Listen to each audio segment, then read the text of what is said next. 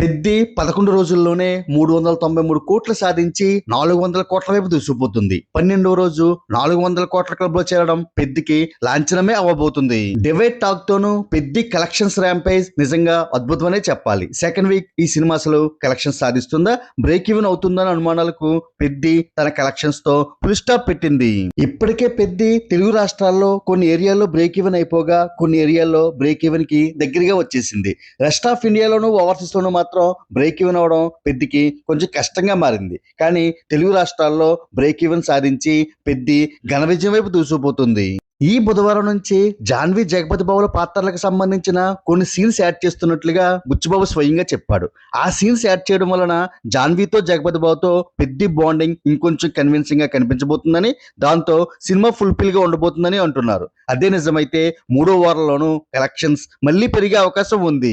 అదే జరిగితే పెద్ది 500 కోట్లు సాధించడం అసాధ్యమేమీ కాదు. ఏది ఏమైనా డివైడ్ టాక్ తో చాలా ప్రతికూలతల మధ్య పెద్ది తెలుగు రాష్ట్రాల్లో ఘన విజయం సాధించడం నిజంగా అద్భుతమే. పెద్ది 500 కోట్లు సాధిస్తుందో లేదో కామెంట్ చేయండి.